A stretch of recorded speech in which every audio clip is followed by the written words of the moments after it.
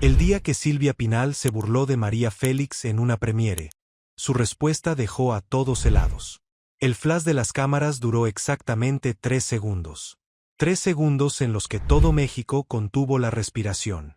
En la alfombra roja del Palacio de Bellas Artes, bajo la luz de los reflectores, frente a 300 personas de la creme del cine, la política y la alta sociedad, Silvia Pinal acababa de decir en voz alta lo que muchos murmuraban en privado desde hacía meses.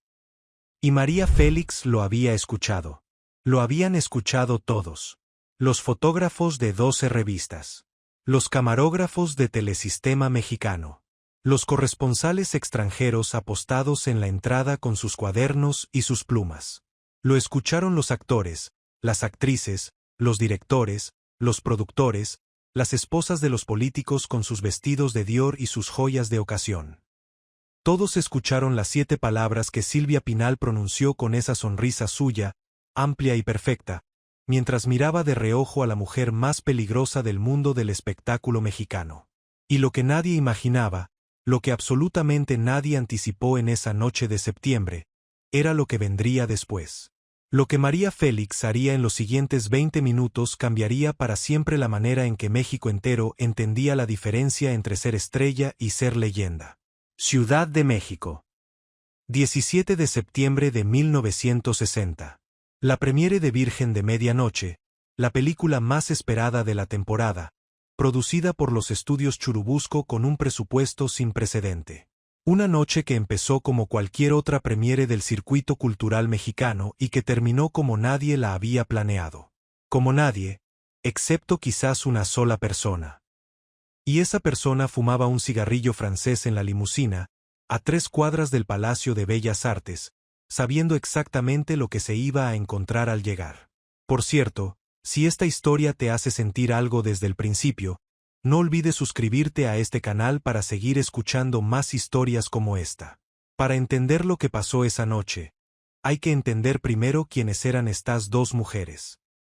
No las versiones simplificadas, no las caricaturas que la revista del Corazón construía semana a semana. Las mujeres reales, con sus ambiciones, sus heridas, su historia. Porque lo que explotó en esa alfombra roja no fue un capricho de divas, no fue el drama superficial que los columnistas de espectáculos querían vender al día siguiente. Fue el resultado de una tensión que llevaba años acumulándose en silencio, como la presión de una falla geológica que todo el mundo sentía pero que nadie quería nombrar. Silvia Pinal Hidalgo tenía 29 años en septiembre de 1960. 29 años y ya era, sin discusión posible, la actriz más poderosa de la nueva generación del cine mexicano. Había debutado en 1949, había ganado el premio Ariel en 1954, había filmado con los mejores directores del país. Pero lo que la había catapultado a una dimensión completamente diferente era su matrimonio, ese mismo año, con Emilio Azcárraga Milmo, el heredero del imperio televisivo más grande de México. No era solo una actriz talentosa, era la combinación perfecta de talento, belleza, ambición y poder matrimonial que en México del siglo XX valía más que cualquier premio nacional de artes. Silvia Pinal caminaba diferente desde que se casó con Azcárraga. Lo notaban todos. Había algo en su postura, en la forma en que miraba a los periodistas, en la velocidad con que devolvía o no devolvía los saludos, que decía con una claridad brutal: yo soy el futuro. Yo soy lo que viene.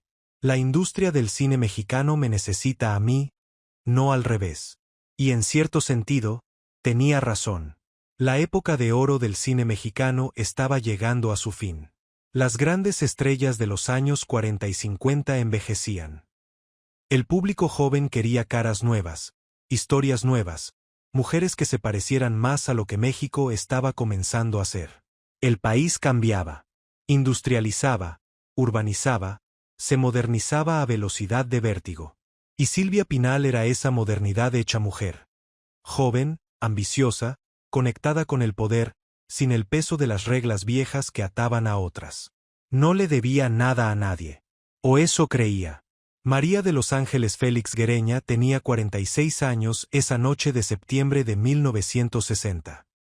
46 años que en cualquier otra mujer del mundo del espectáculo habrían significado el principio del declive suave, la transición hacia papeles secundarios, hacia apariciones especiales, hacia el reconocimiento nostálgico que se da a las que ya fueron. Pero María Félix no era cualquier mujer del mundo del espectáculo. María Félix era una categoría propia que no tenía equivalente en ningún diccionario de la industria cinematográfica. Había filmado más de 40 películas. Había actuado en España, en Francia, en Italia, en Argentina. Jean Renoir la había dirigido. Diego Rivera la había pintado. Agustín Lara le había compuesto María Bonita durante su luna de miel. Jean Cocteau había dicho de ella: María, esa mujer tan hermosa que hace daño. Octavio Paz había escrito que nació como un relámpago que rasga las sombras. Era vestida por Dior, por Givenchy, por Balenciaga. Era la cuarta actriz más fotografiada del mundo, después de Marilyn Monroe, Sofía Loren y Marlene Dietrich. Pero más allá de los datos, más allá de los números y los nombres ilustres, María Félix era una presencia. Era una energía en el cuarto que cambiaba el aire cuando entraba. Todos los que estuvieron cerca de ella alguna vez lo describían de la misma manera. No sabías que había llegado por los aplausos. Lo sabías porque el cuarto cambiaba. Como si la temperatura bajara 1 grado o el tiempo se dilatara 1 segundo. Eso era lo que Silvia Pinal, con toda su juventud y todo su poder, nunca había podido replicar. Y eso, en el fondo, era lo que la roía. La relación entre las dos mujeres había comenzado de manera relativamente cordial, como casi todas las relaciones en la industria del cine que eventualmente se vuelven guerra fría. Se habían cruzado en premiaciones, en cócteles de productores, en los pasillos de los estudios Churubusco. Se saludaban con esa cortesía calculada que en el mundo del espectáculo mexicano equivale a una declaración de neutralidad armada. Te reconozco, te respeto como figura pública, pero no me confundas con una admiradora. El primer roce real, el primero que tuvo consecuencias, había ocurrido 2 años antes, en 1958. El productor Gregorio Wallerstein estaba armando una película de alto presupuesto, una historia de amor ambientada en el México colonial, con un papel protagónico que en el papel podría haber sido para cualquiera de las dos. Wallerstein las llamó a ambas. No porque dudara, porque era un hombre inteligente que sabía que en México del cine, el rumor de una guerra entre estrellas vende más entradas que cualquier campaña de publicidad. A María le ofreció el papel de la madre, una mujer de 40 años con dignidad y peso narrativo. A Silvia le ofreció el papel de la hija, joven, apasionada, el motor sentimental de la historia. María escuchó la propuesta completa, encendió su cigarrillo, exhaló el humo con calma y le dijo a Wallerstein algo que el productor repitió en privado durante años: Gregorio, yo no hago madres todavía. Cuando tenga 80 años y ya no pueda hacer otra cosa, hablaremos. Mandó a su asistente a recoger el guión y salió del despacho. Wallerstein lo entendió. La película se hizo sin María. Silvia consiguió el papel protagónico y fue un éxito razonable. Pero en el momento en que María rechazó esa oferta con esa frase seca y precisa, algo se tensó entre las dos de manera diferente. Silvia Pinal se enteró de la conversación, como se enteraba siempre de todo, a través de la red de asistentes, secretarias y camareras de hotel que en México del cine funcionaban como sistema de inteligencia más eficiente que cualquier agencia gubernamental. Y lo que entendió no fue que María la había insultado. Lo que entendió, lo que la irritó profundamente, fue que María Félix no la consideraba una amenaza suficiente como para necesitar rechazar el proyecto de otra manera. La había ignorado. No como adversaria, sino como paisaje. Eso fue lo que empezó todo. No una guerra de declaraciones públicas, no una pelea de divas con insultos en columnas de periódico. Algo más sutil, más peligroso. El tipo de rivalidad que se construye en silencio, en la mirada que dura 1 segundo de más, en el nombre que se omite deliberadamente en una entrevista, en el halago que se da a una tercera persona de manera que la cuarta escuche. Durante 2 años, desde 1958 hasta la noche de la premiere en septiembre de 1960, Las dos mujeres habían construido una arquitectura perfecta de desprecio mutuo que nadie podía documentar pero todos podían sentir. Las revistas de espectáculos intentaban alimentarla. Claro. Los columnistas llamaban a los asistentes de ambas buscando citas, rumores, anécdotas. Pero María Félix nunca daba material de ese tipo. Cuando le preguntaban por Silvia Pinal, respondía con elogios tan perfectamente calibrados, tan exactamente en el límite entre el cumplido y la condescendencia, que el periodista salía de la entrevista sin saber si había escuchado un halago o un insulto. Una vez, en 1959, un reportero de la revista Cinelandia le preguntó directamente: «Señora Félix, ¿qué piensa de Silvia Pinal como actriz?». María lo miró con esos ojos que habían sobrevivido directores abusivos, presidentes amenazantes y 4 matrimonios, y respondió: «Es muy guapa». Y el reportero esperó más. Y María no dio más. 2 palabras. «Es muy guapa». El reportero pasó días intentando descifrar si era un elogio o el insulto más devastador que le habían hecho a una actriz en la historia del periodismo de espectáculos mexicano. Silvia Pinal lo leyó. Y no lo olvidó. Para la noche del 17 de septiembre de 1960, esas 2 palabras llevaban 12 meses sedimentadas en algún lugar de su memoria donde se almacenan las cosas que no duelen de inmediato pero que duelen más con el tiempo. La premiere de Virgen de Medianoche era el evento más importante de la temporada cinematográfica. El director era Emilio Fernández, el Indio, cuya fama internacional era incuestionable, cuyas películas habían ganado reconocimiento en los festivales europeos más importantes. El elenco incluía a los nombres más grandes del cine mexicano del momento. Silvia Pinal era la protagonista, y eso era exactamente lo que correspondía en 1960. La premiere de la película más importante del año tenía a la actriz más importante del momento en el centro. La invitación a María Félix llegó por las razones correctas. Era una leyenda viva. Su presencia en cualquier evento elevaba el perfil del mismo de manera automática e inconmensurable. El propio Emilio Fernández la había llamado. «María, tienes que venir. No puedo tener una premiere sin la doña». María aceptó. No por Silvia Pinal, no por Emilio Fernández, no por Telesistema Mexicano ni por las revistas que estarían ahí con sus cámaras. Aceptó porque era su mundo. Porque el cine mexicano era su mundo aunque llevara años filmando en Europa, aunque hubiera cenado con presidentes franceses y bailado en palacios romanos. El cine mexicano, la época de oro, Bellas Artes con sus mosaicos y su imponente fachada de mármol blanco, eso era suyo. Lo había construido junto con otros, con Dolores del Río, con Jorge Negrete, con Pedro Infante. Nadie se lo podía quitar. Ni una actriz de 29 años con un marido poderoso y una sonrisa perfecta. La noche del 17 de septiembre llegó con la temperatura específica que tiene el otoño en la Ciudad de México. Ese aire que ya no es verano pero tampoco es frío, que huele a lluvia reciente y a asfalto tibio y a flores del mercado de Jamaica que alguien compró para decorar la entrada del Palacio de Bellas Artes. Los fotógrafos llegaron 2 horas antes. Los camarógrafos de Telesistema instalaron sus equipos con esa urgencia metódica de quien sabe que lo importante pasará en el primer cuarto de hora y hay que estar listo. Las sillas de terciopelo rojo del teatro principal se llenaron con lentitud elegante, como corresponde a los eventos donde la entrada es por invitación y la puntualidad es considerada vulgar. Afuera, en la calle Juárez, una pequeña multitud de curiosos y admiradores se había formado detrás de las vallas de metal que la organización había puesto para controlar el acceso. Eran personas comunes, trabajadores, estudiantes, parejas que habían pasado por ahí de casualidad y se habían quedado al ver los reflectores y las cámaras. Personas que no tenían dinero para las revistas de espectáculos pero que reconocían un acontecimiento cuando lo veían. Silvia Pinal llegó a las 8 de la noche en punto, que en el mundo de las premieres equivale a 15 minutos tarde, que es exactamente el tiempo correcto. Llegó en un Cadillac negro acompañada de Emilio Azcárraga Milmo, su marido, un hombre alto y seguro de sí mismo que saludaba a todos con la tranquilidad de quien sabe que el poder que tiene no necesita demostrarse. Silvia bajó del auto con un vestido verde esmeralda que había sido diseñado en exclusiva para esa noche, con guantes largos de satén blanco y una gargantilla de diamantes que atrapaba la luz de los reflectores y la multiplicaba. Era impresionante.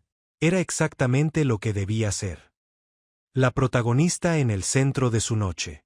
Los fotógrafos la llamaron por su nombre, los admiradores desde afuera de las vallas gritaron su nombre, y Silvia Pinal sonrió con esa sonrisa suya, amplia y calculada, que sabía exactamente cuánto tiempo dar a cada cámara antes de seguir avanzando. 40 minutos después, a las 8:40 de la noche, llegó María Félix. No en Cadillac.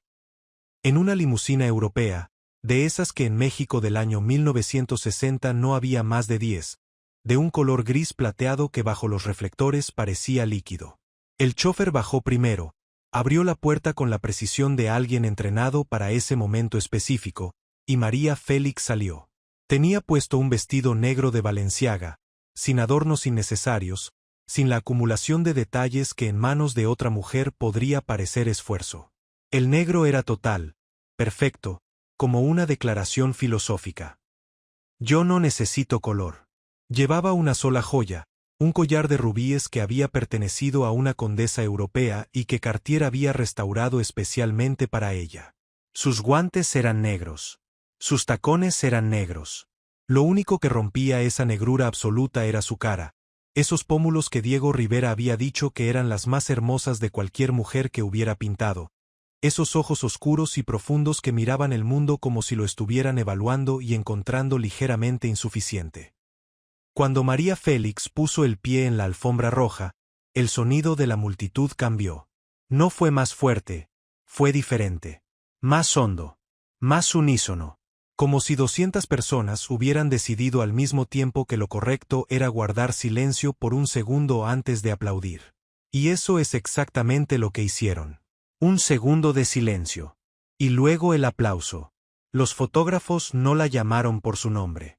No hacía falta. Todos sus objetivos apuntaron hacia ella con esa especie de instinto colectivo que tienen los fotógrafos cuando saben que lo que tienen enfrente va a ser la foto de la noche. La foto que va a ir en la portada.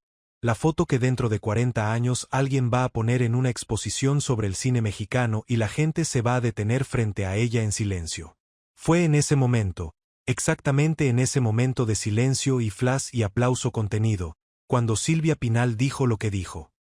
Estaba a 4 metros de María, rodeada de fotógrafos y de su marido y de 2 actrices jóvenes del elenco que orbitaban cerca de ella como satélites de una estrella mayor. Estaba hablando con el director de una de las revistas más importantes del país, el señor Ramírez, un hombre de 50 años con lentes de carey y un traje color café que nunca se molestaba en actualizar. Y en esa conversación, en ese momento específico en que el aplauso por la llegada de María Félix llenaba el espacio entre las columnas de mármol del Palacio de Bellas Artes, Silvia Pinal se inclinó levemente hacia el señor Ramírez, con la sonrisa todavía en su lugar, y dijo en voz alta: «Es conmovedora, la forma en que las antigüedades siguen apareciendo en los eventos». 7 palabras. Dichas con la sonrisa intacta, con el tono de alguien que hace una observación de decoración de interiores, sin drama, sin veneno aparente en la voz. 7 palabras que en cualquier otra boca, sobre cualquier otra persona, habrían pasado como una frase ambigua, como algo que podría interpretarse de varias maneras.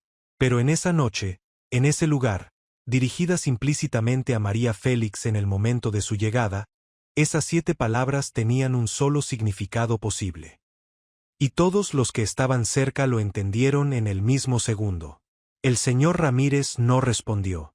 Miró su cuaderno. Las 2 actrices jóvenes que estaban cerca de Silvia se miraron entre sí con esa expresión específica de quien acaba de ver algo que no sabe si debe registrar como tragedia o como espectáculo. 3 fotógrafos que estaban dentro del rango auditivo bajaron sus cámaras un segundo, intercambiaron una mirada rápida y volvieron a subir sus cámaras. Porque habían entendido algo que el instinto de sus años en la industria les comunicó con precisión. Lo que acababa de comenzar no había terminado todavía. María Félix seguía avanzando por la alfombra roja. Sus tacones sobre la tela gruesa color escarlata hacían ese sonido específico y firme de alguien que sabe exactamente a dónde va. Sonreía a las cámaras con esa sonrisa suya que no era una sonrisa de complacencia sino una sonrisa de propietaria. Estoy aquí porque quiero estar, no porque lo necesite. Saludó a dos directores, a una actriz mayor que la adoraba, al director de Limba que se le acercó con reverencia casi litúrgica. Y en algún momento, mientras avanzaba por esa alfombra, sin que cambiara ni un milímetro su postura, ni la dirección de su mirada, ni el ritmo de sus pasos, quedó perfectamente claro, para los que estaban observando con la atención suficiente, que María Félix había escuchado. Que había escuchado cada una de las 7 palabras. Y que había tomado una decisión. La decisión no se veía todavía. No había ninguna señal obvia de lo que vendría. Solo ese conocimiento que tienen los que han visto muchas películas buenas, que cuando el personaje más peligroso de la historia está en cuadro y sonríe sin que sus ojos sonrían, algo está por pasar. El interior del Palacio de Bellas Artes tenía esa luz específica de las grandes noches. Los candelabros de cristal encendidos al máximo, los mosaicos de Tiffany reflejando el calor dorado de las llamas eléctricas, el perfume mezclado de 300 personas que habían usado sus mejores fragancias para una ocasión que lo merecía. Era un espacio construido para hacer que cualquier ser humano que entrara en él se sintiera simultáneamente elevado e insignificante, porque eso es lo que hace la arquitectura monumental cuando se ejecuta bien. Te recuerda que eres parte de algo más grande que tú mismo. Silvia Pinal entró antes que María, como correspondía a la protagonista de la película. Tomó su lugar en la primera fila del teatro, flanqueada por su marido y por el director Emilio Fernández, que con su sombrero negro y su porte de general cinematográfico llenaba el espacio a su alrededor con una presencia física casi tan imponente como la que generaba María. En la segunda fila, un poco a la izquierda, tomó su lugar María Félix. No en la primera fila. Ella misma lo había dispuesto así, y quienes conocían a María sabían por qué. La primera fila es el lugar de la que necesita ser vista todo el tiempo. La segunda fila es el lugar de la que sabe que todos van a voltear a verla de todas maneras. La proyección comenzó a las 9 en punto. Durante 98 minutos, la Ciudad de México existió solo dentro de esa sala, solo en esas imágenes en blanco y negro que Emilio Fernández había compuesto con la precisión de un cirujano y la pasión de un hombre que amaba el cine más que a cualquier cosa excepto quizás a México mismo. Silvia Pinal en pantalla era genuinamente impresionante. Había algo en su actuación esa noche que incluso sus detractores más consistentes hubieran tenido dificultad para cuestionar. Era una actriz completa, con rango emocional, con presencia física, con esa capacidad específica que tienen los grandes actores para hacer que la cámara los ame de manera que el público no puede explicar pero siente con claridad. María Félix miraba la pantalla con los brazos cruzados, la espalda recta, los ojos fijos en las imágenes. Nadie que estuviera observándola desde afuera hubiera podido saber lo que pensaba. Eso era algo que María había perfeccionado durante 4 décadas de vida pública, la cara que no revela nada. La cara que podría estar admirando o evaluando o planeando, y que desde afuera parece exactamente igual en los 3 casos. Cuando terminó la proyección y las luces del teatro volvieron a su brillo completo, el aplauso fue largo y sincero. Emilio Fernández se puso de pie primero, luego Silvia Pinal, luego el resto del elenco que estaba distribuido entre el público.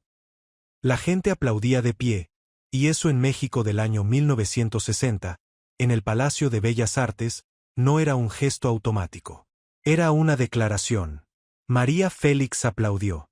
De pie, con sus guantes negros produciendo ese sonido suave y elegante que tienen los aplausos enguantados, sin levantar los brazos por encima del hombro, sin esa efusividad que en ella habría parecido falsa. Aplaudió con la misma economía con que hacía todo, exactamente lo necesario, ni un gesto más, ni uno menos.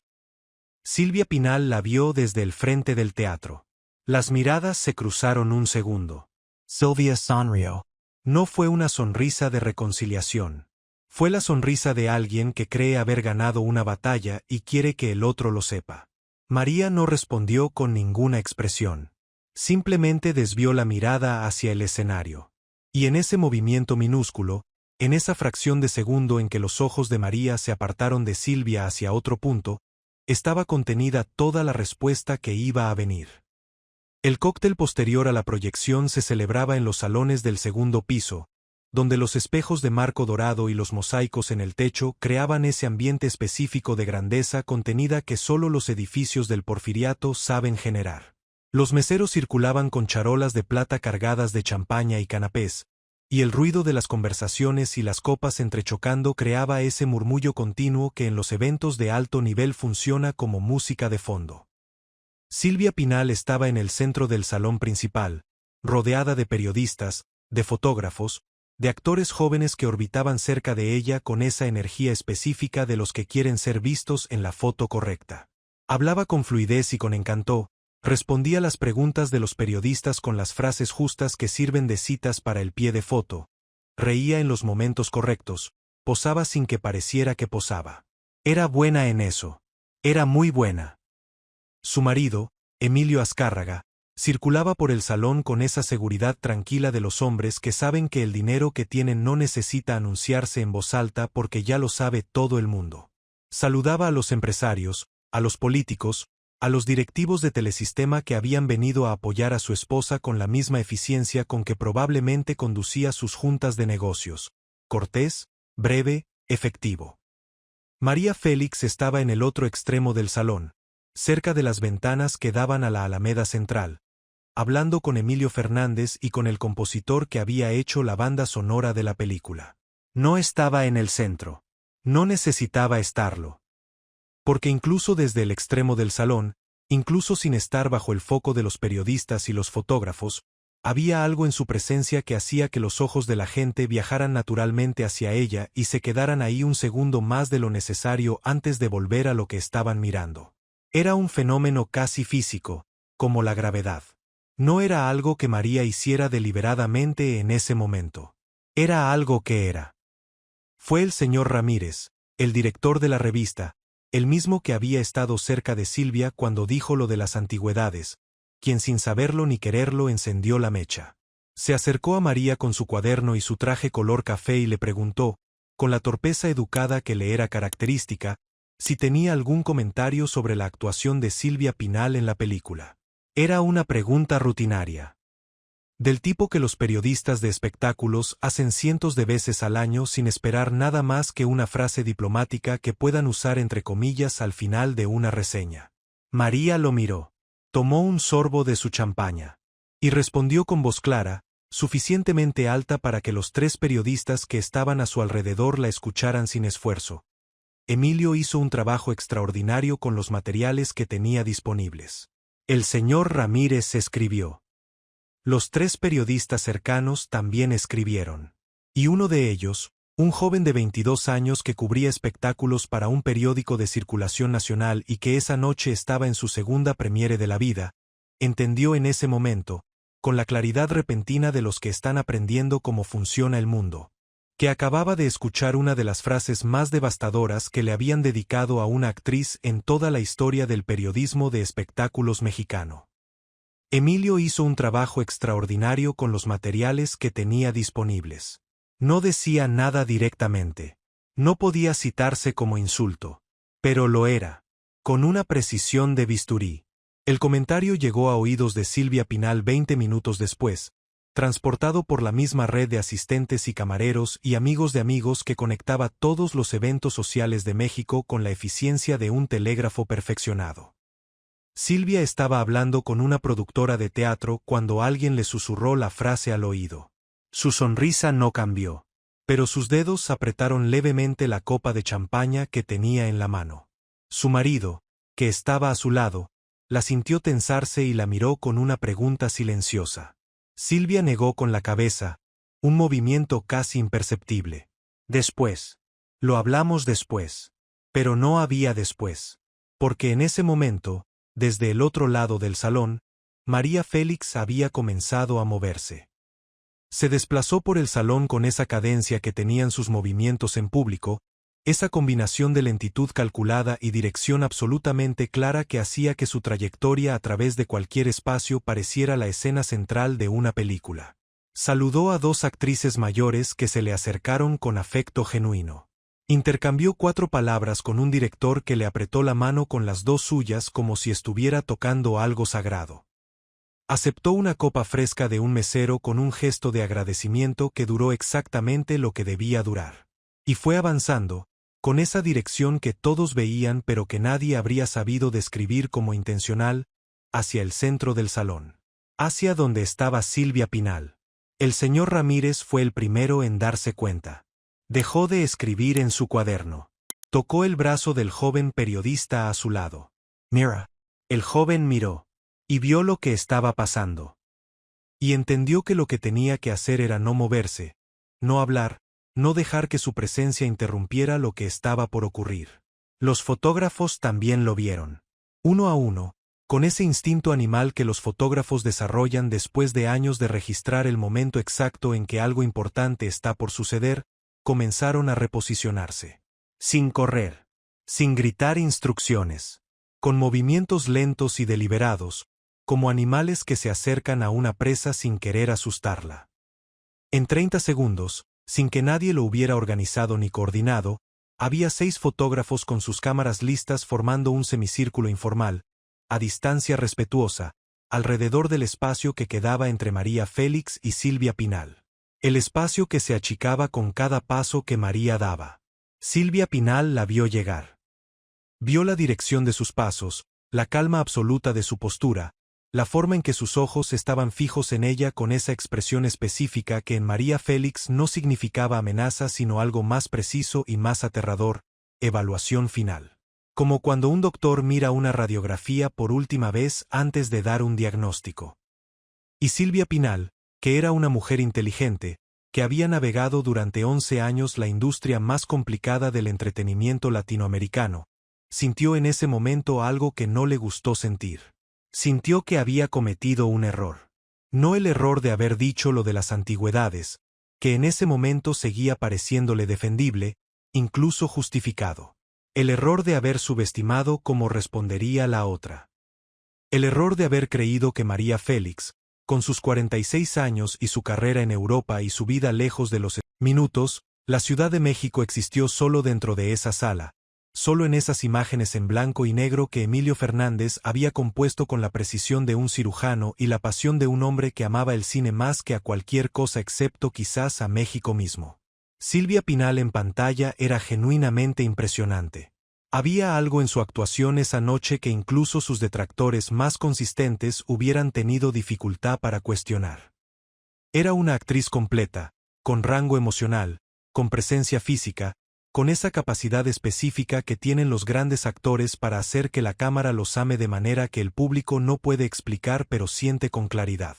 María Félix miraba la pantalla con los brazos cruzados, la espalda recta, los ojos fijos en las imágenes. Nadie que estuviera observándola desde afuera hubiera podido saber lo que pensaba. Eso era algo que María había perfeccionado durante 4 décadas de vida pública, la cara que no revela nada. La cara que podría estar minutos, la Ciudad de México existió solo dentro de esa sala, solo en esas imágenes en blanco y negro que Emilio Fernández había compuesto con la precisión de un cirujano y la pasión de un hombre que amaba el cine más que a cualquier cosa excepto quizás a México mismo. Silvia Pinal en pantalla era genuinamente impresionante. Había algo en su actuación esa noche que incluso sus detractores más consistentes hubieran tenido dificultad para cuestionar. Era una actriz completa, con rango emocional, con presencia física, con esa capacidad específica que tienen los grandes actores para hacer que la cámara los ame de manera que el público no puede explicar pero siente con claridad. María Félix miraba la pantalla con los brazos cruzados, la espalda recta, los ojos fijos en las imágenes. Nadie que estuviera observándola desde afuera hubiera podido saber lo que pensaba. Eso era algo que María había perfeccionado durante 4 décadas de vida pública, la cara que no revela nada. La cara que podría estar admirando o evaluando o planeando, y que desde afuera parece exactamente igual en los 3 casos. Cuando terminó la proyección y las luces del teatro volvieron a su brillo completo, el aplauso fue largo y sincero. Emilio Fernández se puso de pie primero, luego Silvia Pinal, luego el resto del elenco que estaba distribuido entre el público. La gente aplaudía de pie, y eso en México del año 1960, en el Palacio de Bellas Artes, no era un gesto automático. Era una declaración. María Félix aplaudió. De pie, con sus guantes negros produciendo ese sonido suave y elegante que tienen los aplausos enguantados, sin levantar los brazos por encima del hombro, sin esa efusividad que en ella habría parecido falsa.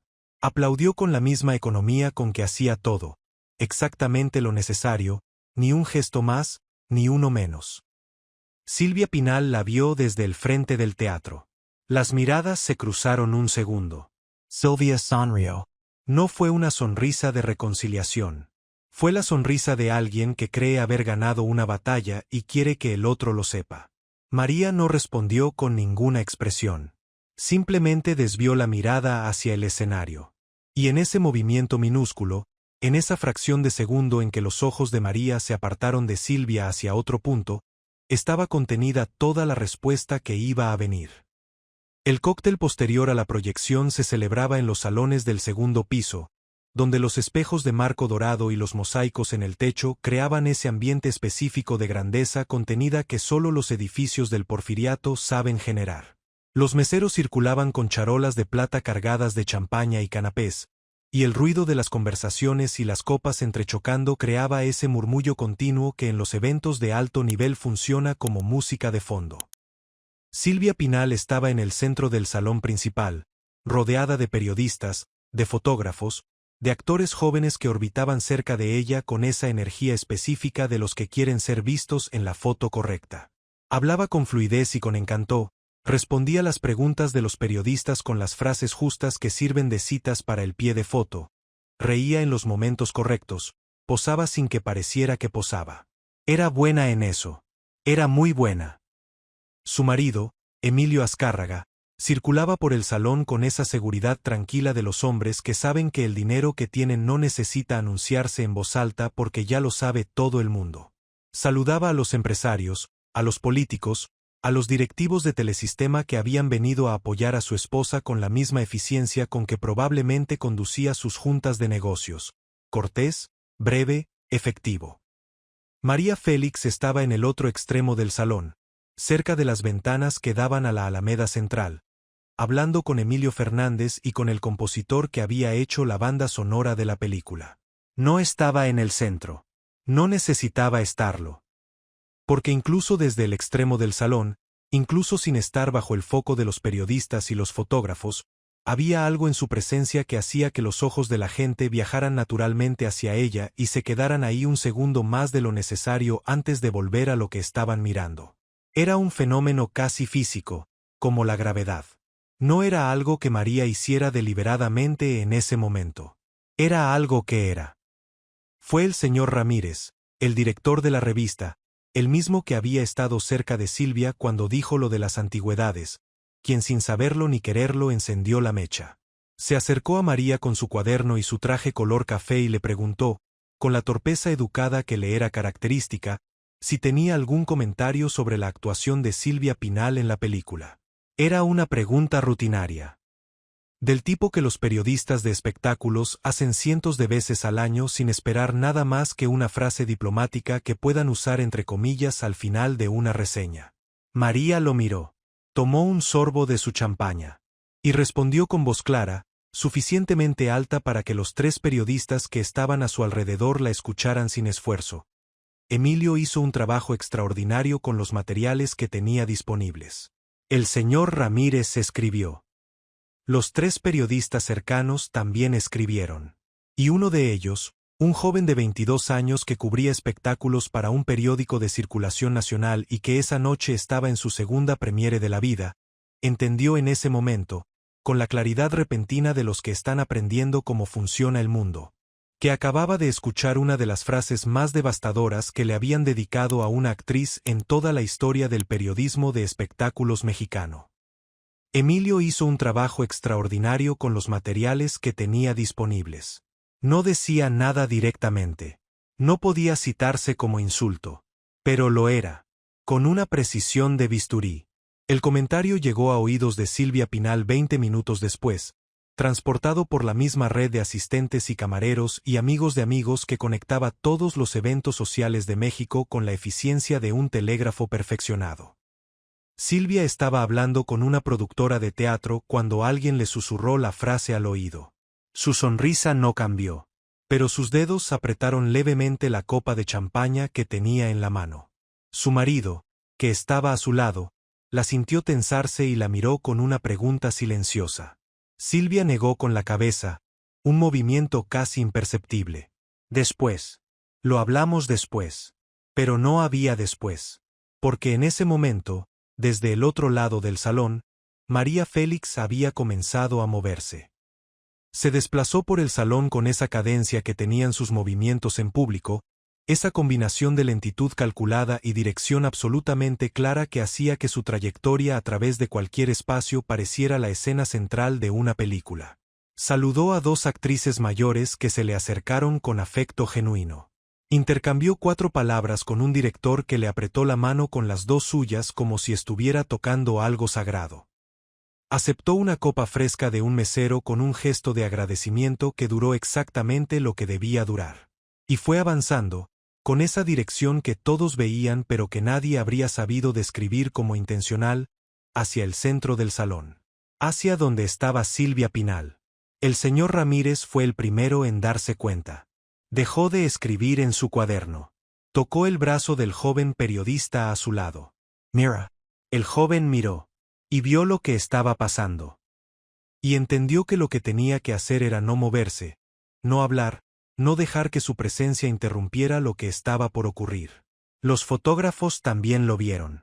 Uno a uno, con ese instinto animal que los fotógrafos desarrollan después de años de registrar el momento exacto en que algo importante está por suceder, comenzaron a reposicionarse. Sin correr. Sin gritar instrucciones. Con movimientos lentos y deliberados, como animales que se acercan a una presa sin querer asustarla.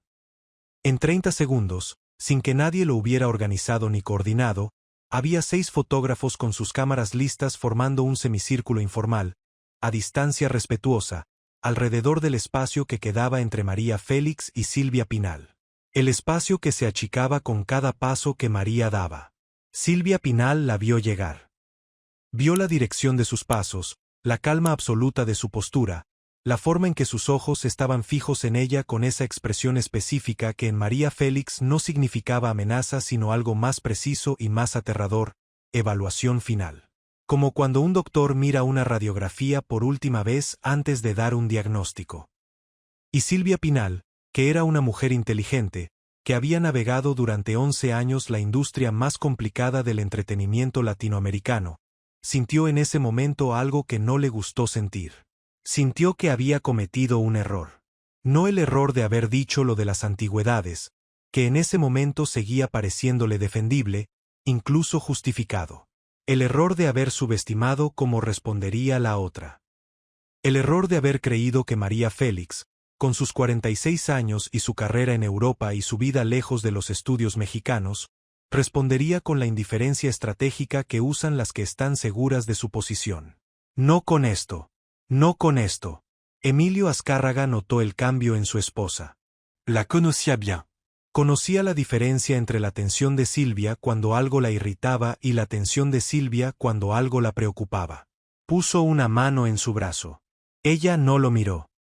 Tenía los ojos fijos en María Félix, que ya estaba a 3 metros, a 2 metros, a 1. El grupo de personas alrededor de Silvia se había abierto, instintivamente, como el mar ante Moisés, sin que nadie se lo pidiera, solo porque el espacio entre las 2 mujeres necesitaba existir sin obstáculos. María Félix se detuvo frente a Silvia Pinal. Las separaban quizás 50 centímetros. En tacones, María era ligeramente más alta. La miraba desde esa altura mínima con una expresión que no era de triunfo ni de rabia ni de desprecio. Era algo más sereno y por eso más devastador. La expresión de alguien que va a decir algo que lleva tiempo pensando y que ahora por fin tiene la oportunidad. Silvia, dijo María. Su voz no subió. No hacía falta. En un radio de 4 metros el salón había bajado de volumen de manera espontánea, como si 200 personas hubieran deliberada de Ernesto, que lo había pedido específicamente. Lo que pasó en Bellas Artes el 17 de septiembre, le había dicho a su editor, no es una nota de chismes. Es una nota sobre quien tiene poder y cómo lo usa. El editor había dudado. Luego había aceptado. La nota tuvo más lectores de lo esperado para una página de cultura.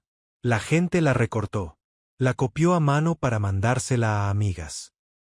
En los salones de belleza de la colonia Narvarte y la colonia Santa María la Ribera, mujeres de 40 y 50 años la leyeron en voz alta mientras esperaban su turno bajo los secadores de pelo, y cuando terminaban decían lo mismo o algo muy parecido: así es como se hace. Así es exactamente como se hace. Los efectos sobre Silvia Pinal fueron más complejos de lo que cualquiera habría anticipado. No fue una caída. Silvia Pinal era demasiado talentosa, demasiado conectada, tenía demasiado por delante para que una conversación en una premiere, por más pública que hubiera sido, marcara el fin de nada. En los años siguientes filmó algunas de sus mejores películas. Trabajó con Luis Buñuel, lo cual era en sí mismo una declaración de alcance artístico que pocos actores de cualquier generación podían hacer. Viridiana llegaría en 1961, y con ella la consagración internacional que transformó a Silvia Pinal de estrella mexicana en actriz de dimensión mundial. Nadie podía quitarle eso. Y María Félix, que seguía los movimientos de la industria desde la distancia con esa atención específica de quien nunca deja de pertenecer a un mundo aunque viva lejos de él, lo sabía. Cuando en 1962 Viridiana ganó la Palma de Oro en Cannes, María Félix estaba en París. Leyó la noticia en un periódico francés en su departamento del Hotel Georges Chouvet, dobló el periódico, lo dejó en la mesa de desayuno y le dijo a su asistente de ese entonces, una mujer llamada Rosa que había llegado de Guadalajara 2 años antes y que aprendía el oficio con esa rapidez silenciosa de los que observan más de lo que preguntan: bien, que gane lo que merece ganar. No dijo nada más. Pero Rosa, que llevaba 2 años estudiando a María Félix con más atención que cualquier escuela de cine podría haberla preparado, notó algo. Que su jefa, al decir esas palabras, había dejado caer el periódico con cuidado, como se deja algo que tiene peso. No como quien descarta algo sin importancia. Como quien reconoce algo que importa y prefiere no seguir mirándolo. Lo que sí cambió, y cambió de manera profunda y duradera, fue la dinámica entre las dos mujeres cuando coincidían en el mismo espacio. Que era inevitablemente frecuente, porque México del cine y la cultura era un circuito pequeño y cerrado donde los mismos nombres aparecían en las mismas galas, las mismas premiaciones, los mismos cócteles de productores año tras año hasta que la edad o la muerte los retiraban del circuito. Se vieron en el Premio Ariel de 1963. Se vieron en la inauguración del Museo de Arte Moderno en 1964. Se vieron en el funeral de Pedro Infante cuando México lloró colectivamente la pérdida de su ídolo más amado. Y en cada uno de esos encuentros, algo había cambiado en la forma en que se saludaban. No había calidez, tampoco. No eran amigas, nunca lo serían. Pero el componente de rivalidad explícita, ese filo que había en la relación antes de la Noche de Bellas Artes, se había reemplazado por algo diferente. Algo que en la industria del cine mexicano no tenía nombre preciso pero que todos reconocían cuando lo veían. El respeto que se tienen dos personas que ya saben exactamente de qué es capaz la otra y han llegado a una comprensión tácita de que la guerra abierta no sirve a ninguna de las dos. En el Premio Ariel de 1963, cuando se cruzaron en el pasillo de los camerinos, Silvia Pinal saludó a María Félix con una inclinación de cabeza y dijo simplemente: María. Y María respondió: Silvia. 2 palabras. Sin adornos, sin esa cortesía calculada del principio ni la tensión de la premiere. Solo los nombres. Que era, en el lenguaje específico de esas dos mujeres, más que suficiente. Los años avanzaron con la indiferencia que tienen los años. Sin pedir permiso, sin explicar sus razones, llevándose lo que se llevan y dejando lo que dejan. María Félix pasó gran parte de los años 60 entre París y México. Siguió filmando, pero con menos frecuencia. Su última película de largo aliento, La Generala, fue en 1970. Tenía 56 años y seguía siendo, en cada escena, la presencia más poderosa del cuadro. Se retiró del cine sin anuncio oficial, sin rueda de prensa, sin el gesto solemne de despedida que algunas actrices organizan cuando sienten que el tiempo les ha llegado. María simplemente dejó de hacer películas porque quiso, y la industria lo entendió de la misma manera en que se entienden todas las decisiones de María Félix. Sin cuestionamientos, porque cuestionar sus decisiones había sido siempre un ejercicio inútil. En esa misma década, Silvia Pinal construyó uno de los capítulos más sólidos de su carrera. Teatro, televisión, producción. Amplió su alcance con una consistencia que sus admiradores celebraban y que sus detractores no podían ignorar. Se convirtió en una institución. Ese tipo de institución que el medio artístico mexicano construye alrededor de sus figuras cuando el tiempo ha confirmado lo que el talento prometía. En 1977, a los 46 años, la misma edad que tenía María Félix la Noche de Bellas Artes, Silvia Pinal estrenó una obra de teatro en el Centro Histórico que estuvo en cartelera durante 9 meses. Fue un éxito sin precedente para el teatro mexicano de esa época. La noche del estreno, entre los telegramas y las flores que llegaron al camerino, había uno que no tenía remitente. Solo decía, 9 meses es mucho tiempo. Bien hecho. Sin firma. La letra, que Silvia Pinal reconoció de inmediato porque la había visto una vez en un autógrafo de gala, era la de María Félix. Silvia guardó ese telegrama. Lo guardaría el resto de su vida, en una caja de metal con otros documentos que consideraba importantes. No era reconciliación. No era amistad. Era algo que no necesitaba nombre porque era más preciso sin él. En 1982, un periodista cultural que escribía para una revista de tirada universitaria publicó un largo análisis sobre la dinámica entre las grandes actrices de la época de oro y la generación que la sucedió. Era un texto serio, bien investigado, sin el tono de farándula que había dominado ese tipo de escritura hasta entonces. Dedicó varios párrafos a la relación entre María Félix y Silvia Pinal. Citaba fuentes, testimonios de personas que habían estado presentes en distintos momentos. Uno de esos testimonios era del señor Ramírez, el director de la revista que había estado en Bellas Artes aquella noche de septiembre de 1960. Ramírez tenía ya 70 años y se había retirado hacía tiempo del periodismo activo.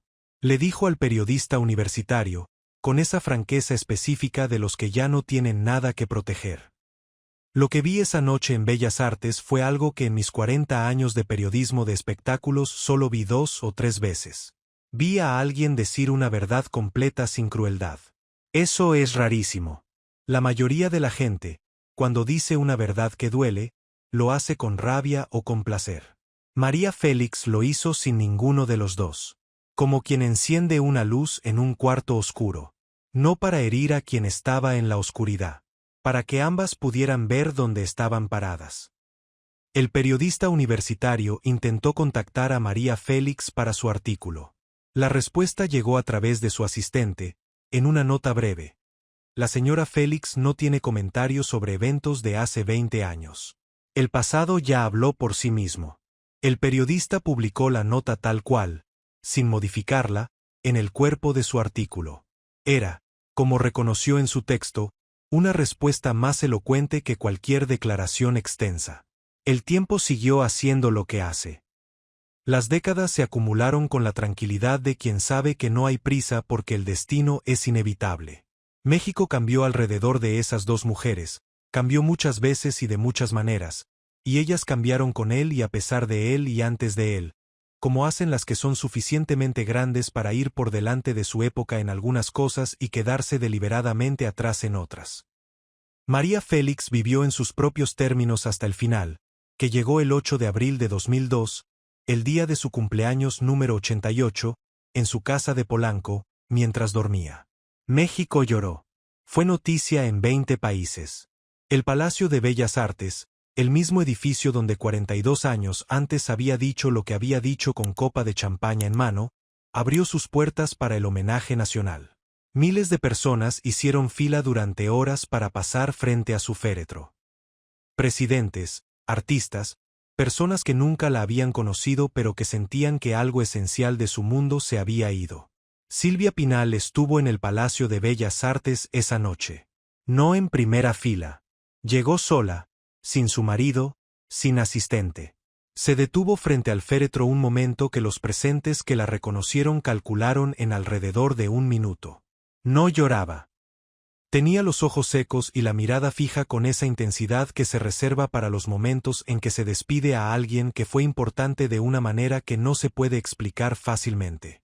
Cuando se dio la vuelta para salir, se cruzó con Ernesto Villanueva, el periodista que había cubierto la premiere de 1960 y que ahora, con 64 años, era uno de los críticos culturales más respetados de México. Se reconocieron. Él inclinó la cabeza. Ella también. Y ninguno de los dos dijo nada, porque no había nada que decir que estuviera a la altura de lo que ambos estaban pensando. Hay algo de esa noche en Bellas Artes que nadie supo durante años. Algo que solo conocían dos personas y que una de las dos se llevó a la tumba sin contarlo. La otra, Rosa, la asistente de María que había llegado de Guadalajara en los años 60 y que siguió trabajando con ella de manera intermitente durante 3 décadas, lo contó en 2009, 7 años después de la muerte de María, en una conversación privada con una periodista que estaba escribiendo un libro sobre la vida de la doña. Lo contó como algo menor, como un detalle más entre docenas de detalles de la vida cotidiana de María Félix que había acumulado en sus años de trabajo. Pero la periodista, que tenía ese instinto específico de las que saben cuando algo menor es en realidad lo más importante, lo anotó con atención especial y lo incluyó en su libro publicado en 2011. La noche de la premiere, después de que todo terminó, después del salón de mármol y los candelabros y las palabras dichas con copa de champaña en mano, María Félix regresó a su departamento de Polanco en la limusina plateada. Eran las 11:30 de la noche. Rosa la estaba esperando con té de manzanilla, como hacía siempre después de los eventos largos. María entró al departamento, se quitó los guantes negros, se sentó en el sillón de la sala que daba a la ventana, y estuvo en silencio durante 10 minutos. Rosa la conocía lo suficiente para saber que ese silencio no pedía ser interrumpido. Cuando María finalmente habló, lo hizo mirando hacia la ventana, hacia las luces de la ciudad. Dijo: «Rosa, ¿tú crees que fui justa esta noche?» Rosa tardó un segundo en responder, no porque no supiera qué decir sino porque la pregunta la había sorprendido. «Usted nunca me pregunta esas cosas, señora». «Lo sé», dijo María. «Por eso te lo pregunto hoy». Rosa pensó. «Creo que usted dijo lo que era verdad. Que no es exactamente lo mismo que ser justa, pero tampoco es lo contrario». María asintió despacio, mirando todavía por la ventana. «Eso mismo pienso yo», dijo. «Que a veces la verdad y la justicia van por el mismo camino y a veces van por caminos distintos. Y que la diferencia entre las dos está en si dijiste lo que dijiste para que el otro aprendiera algo o para que tú sintieras algo. Esta noche, creo que fue lo primero. Pero no estoy completamente segura. Y esa duda», añadió, «es la única parte honesta de todo esto». Luego tomó su té, lo bebió en silencio, y no volvió a mencionar el tema esa noche ni, que Rosa supiera, ninguna otra noche después. Eso era lo que nadie sabía. Que la mujer que había dicho lo que dijo con esa precisión absoluta y esa calma inquebrantable había llegado a casa preguntándose si había sido justa. No arrepentida. No culpable. Preguntándose. Que es algo completamente diferente, y que habla de un tipo de integridad que es mucho más rara que la seguridad absoluta. Porque la seguridad absoluta es fácil. Creer que siempre tienes razón es el camino más corto hacia algún lugar cómodo pero poco honesto.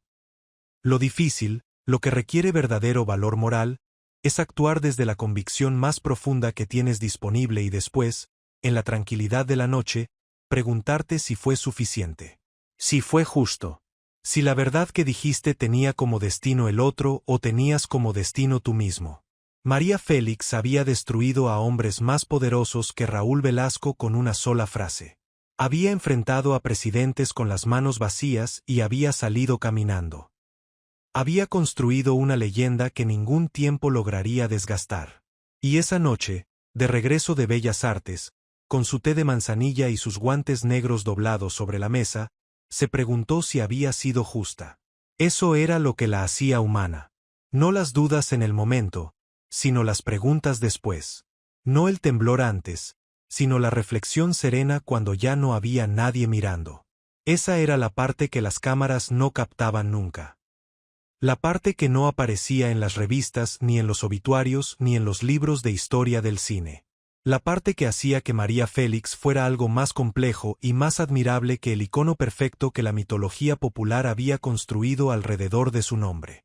Hay una pregunta que la historia de esa noche en el Palacio de Bellas Artes sigue haciendo, 44 años después, a cualquiera que la escuche con atención. No la pregunta obvia, no quién ganó ni quién perdió, que son categorías que no aplican realmente a lo que pasó entre esas dos mujeres.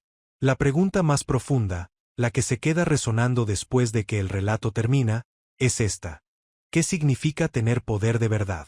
No el poder que viene de un marido con dinero, aunque ese poder es real y tiene consecuencias reales.